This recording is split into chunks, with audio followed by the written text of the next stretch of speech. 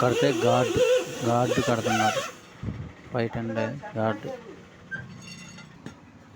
ఈ MRF tyre guard కడుతున్నారు. మన గండ్రగూడెం సెంటర్ ఇది చింతలపూడి రోడ్డు అనమాట. బోర్డు ఉంది.